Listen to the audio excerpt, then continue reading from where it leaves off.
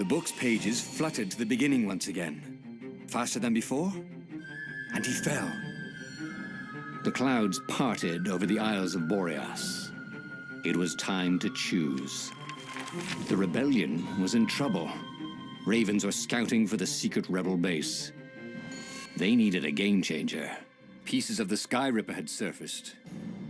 Reynardo knew that using it could go catastrophically wrong, but he was sure he could figure out how to use it safely. Also, a temple had risen out of empty desert.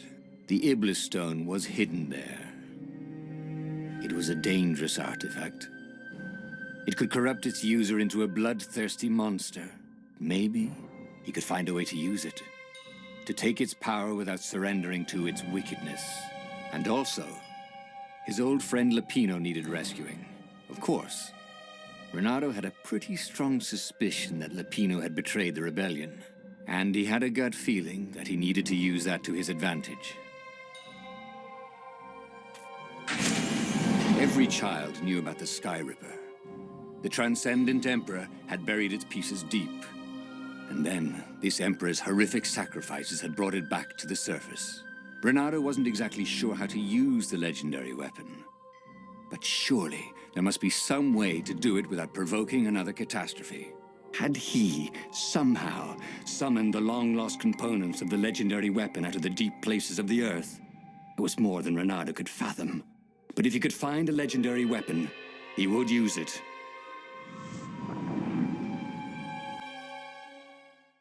As he set foot on the island, Reynardo couldn't help feeling a bit curious. Was Lupino still waiting to be rescued? No. He was probably drinking champagne with the ravens. Did ravens drink champagne? Did rabbits? Reynardo felt oddly thirsty, come to think of it. Why had he chosen the Sky Ripper? Reynardo never made plans that required constant vigilance. He was a hero. He didn't think too much. He just went with his gut and hoped it all worked out. The Sky Ripper was a long shot. He'd have to devote himself to it. No side journeys, no rescuing old friends. That was against his nature. Could he stick with it?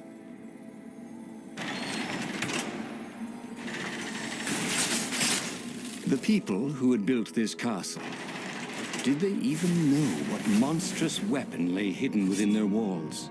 The Sky Ripper could destroy anything it touched, or so the legend said. As the Transcendent Emperor had fought the lost gods thousands and thousands of times, but Reynardo had been through wars. The only merciful war was a short one.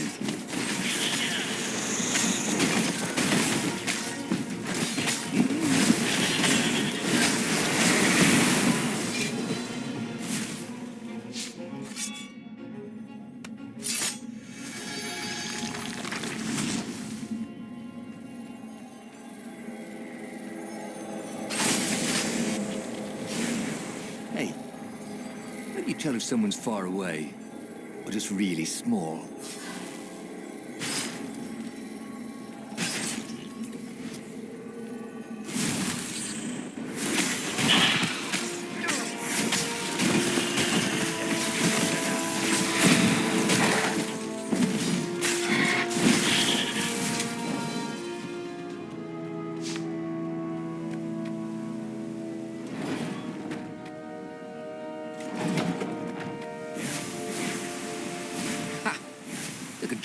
Wasn't even trying anymore. As if it knew it had met its match. Yeah. There it was. Sky Ripper's armature. The stuff that dreams are made of. Engineers' dreams, anyway. The device was intricate. No one alive had the skill to make a thing like it. How was it part of a weapon at all? He'd have to ask a scientist. But first, he'd get the second piece. Sky Ripper had a heart, a core that had come to rest on the next island. Well, there was another island he could reach. Zenobia had just invaded it with her father's Raven battalions. She must be encamped there still. But fighting Zenobia now, that made no sense at all. He'd already sacrificed one friend to get this armature, was it? He didn't need to hurry to face her. She would find him. It was a no-brainer. He'd sacrificed his old friend Lapino to get the armature. And the armature was useless by itself, only a series of coils and wheels. War demanded sacrifices, and he would make more before the end. He would have to choose the greatest good, no matter how much it cost him. Zenobia. Well, he would see her sooner or later, across a battlefield or a sword's point before all this was over. He was sure of that. The power was in the core. Obviously, he had to get the core.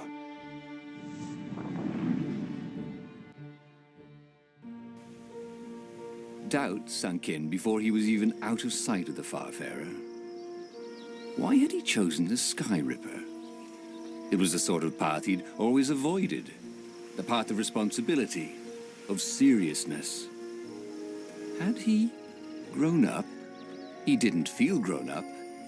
He'd made this decision from his gut, like he always did. Somehow, he'd impulsively decided to stop being impulsive. Did that make any sense?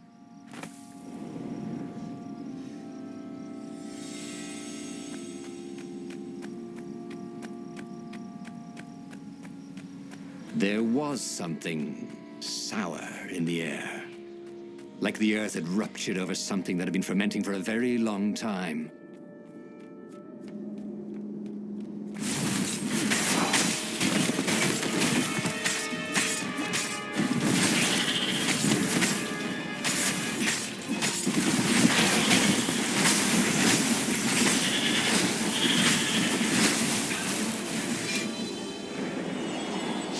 There were fewer and fewer trees.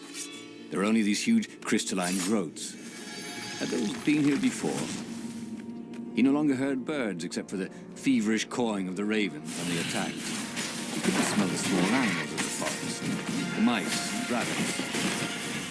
Where had they gone? He was getting hungry too. This was an unhealthy place to be.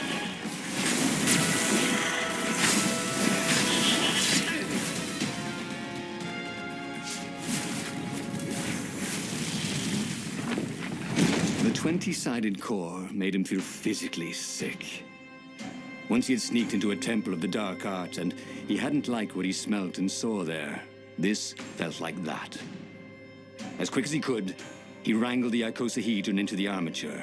The wheels began to spin, then glow. The sick feeling quickly spun away. Now he only felt sad. He had lost good friends for this war apparatus. Maybe Lapino wasn't such a good friend. Yeah, that made him feel better. He carried his prize back to the Farfarer. Now, he had to make his next move.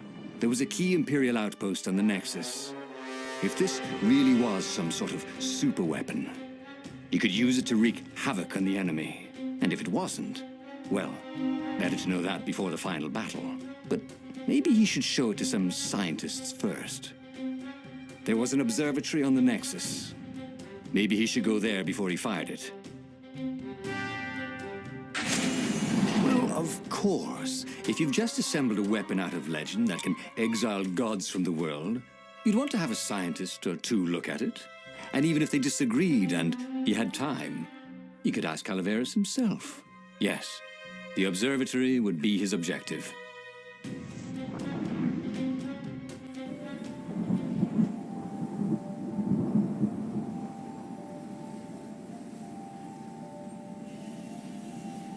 Why had the parts of the Sky Ripper only surfaced now, thousands of years after the Transcendent Emperor had dismantled it? The mad Emperor Isengrim had performed terrible, bloodthirsty rituals to invoke the lost gods. Was that why these ancient artifacts were rising out of the ground? How perfect, then, that the Sky Ripper would reappear to be his destruction. And, hopefully this time, just his destruction.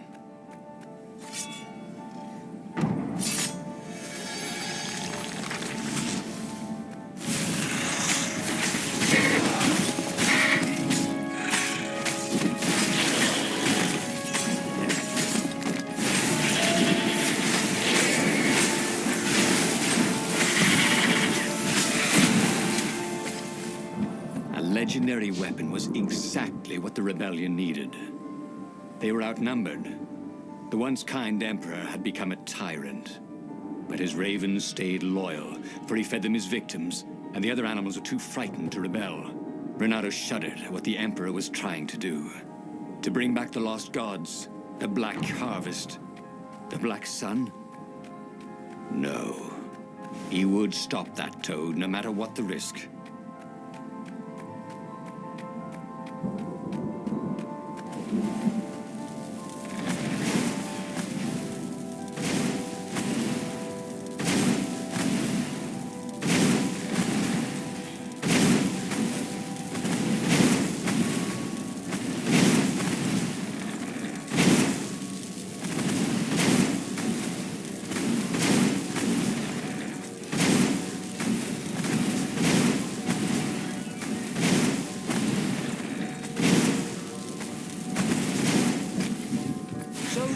Who's your next of kin? Just wondering.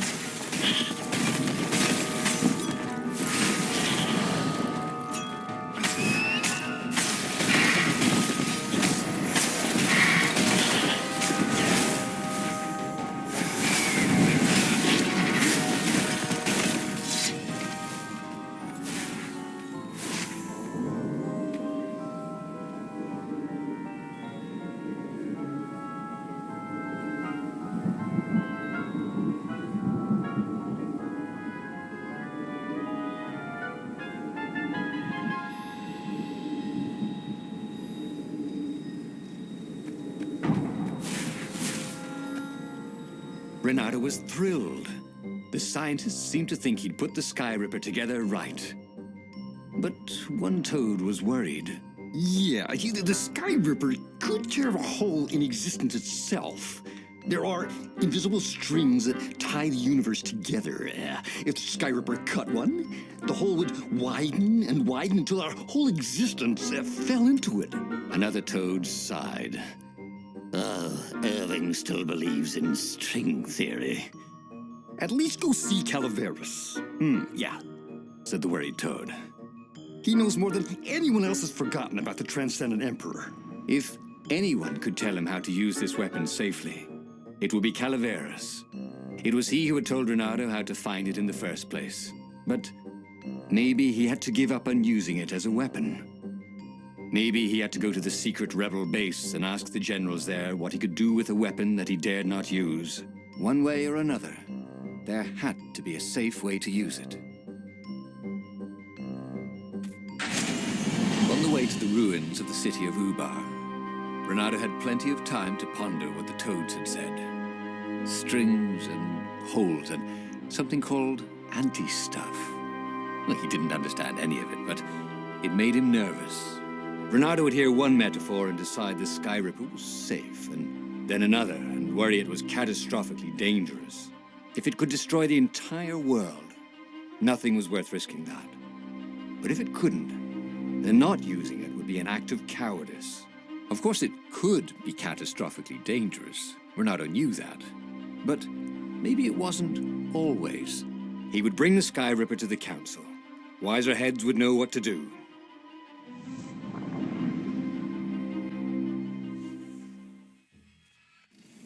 The truth was, if it wasn't safe, then it was dangerous. They couldn't use it. He'd found the Sky Ripper for nothing. He should have rescued his friend Lupino. Oh, he should have confronted Zenobia. He had nothing but his sword. But maybe the council would have an idea?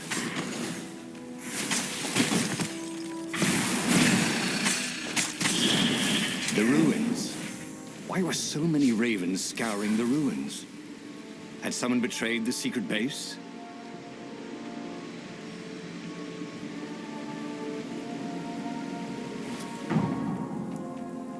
Once, he'd found a Superman issue #1 in mint condition in a jar he'd broken. He planned to keep breaking things until he had the whole series.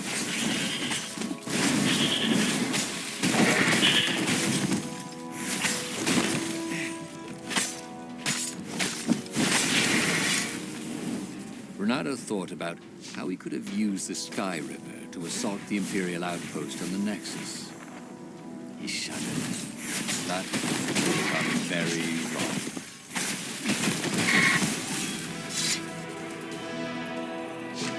A raven cawed, "There he is!" And they ran away, cawing. They knew he had the cord, didn't they? And they were afraid of it. Little did they know, he couldn't use it. Wait, if they didn't know he couldn't use it... Yes. A sword can be powerful without ever being drawn from its scabbard.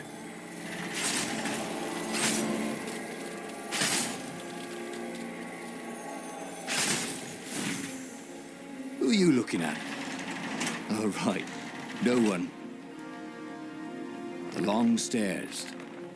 So he was close to the rebel base. Nothing was on fire. So far, so good.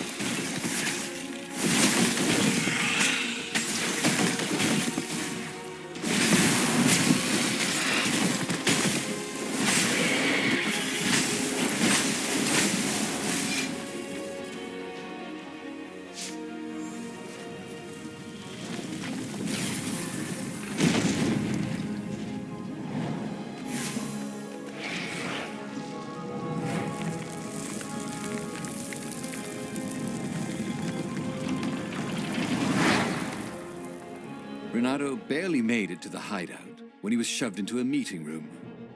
He laid out his plan. They were shocked. Bluff the Emperor with an unusable weapon? Yeah, it's brilliant, laughed Reynardo. He keeps sending ravens, none of them come back. How does he know it's my sword? I suppose there's no harm if it fails. Take the Sky Ripper into a firing position. Croaked the speaker. I shall attempt to hail him by far, Speaker. It was a huge bluff. Reynardo had no cards to play. Just a weapon that could maybe destroy everything he hated and everything he loved. Could he be sure it wouldn't work? No, of course not. Of course the Emperor couldn't be sure it wouldn't work, and he must believe in ancient weapons if he hoped to bring back the lost gods, right?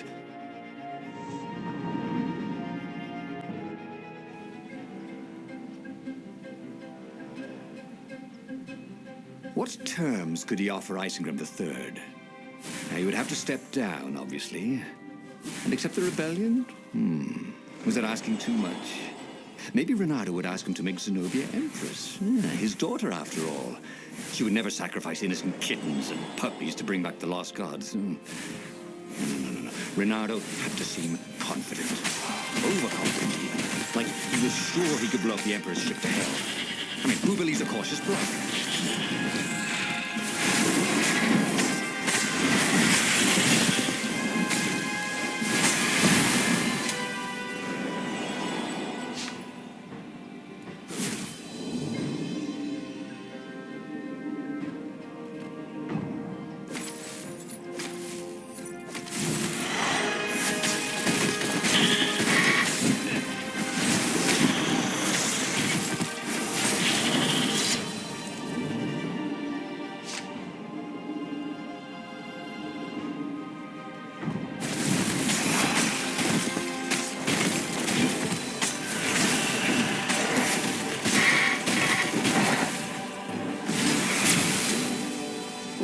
Strange. Fighting to place a weapon he could not use. But he could end the war tonight with just a threat. So much more humane than destroying a ship or an entire fleet. And then he would destroy the Sky Ripper in case some other adventurer was tempted. You never knew about some of these other foxes. Soon, it would all be over.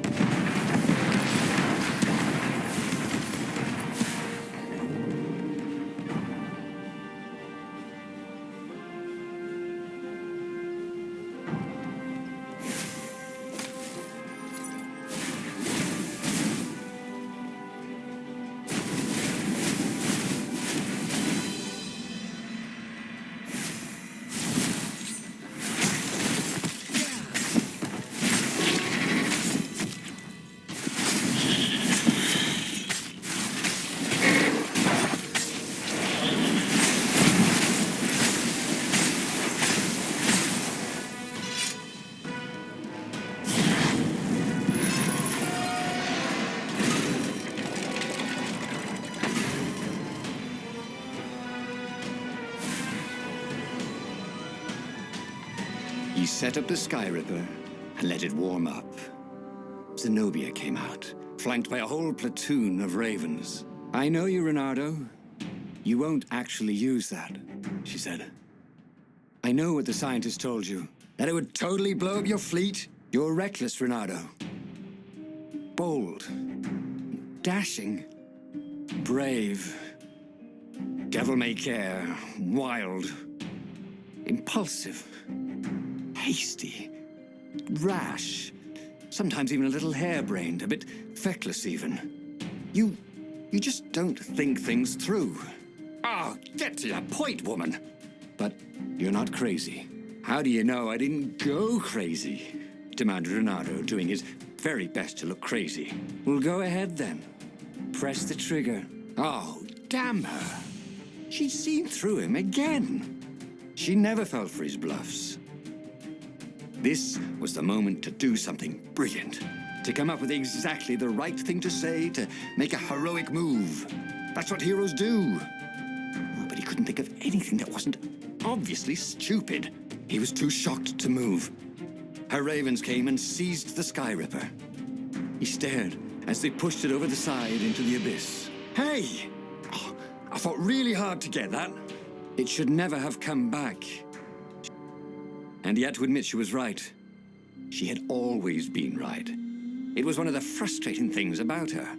Years later, as he rotted to his death in an Imperial prison cell, Reynardo was still trying to come up with something clever and heroic that he could have done in that last moment. But he never could. Oh, again? But he already had all the secrets he needed. He was sure of that. He must have not used them the right way. What was the best, worst mistake he could make? Probably trusting that traitor Lapino.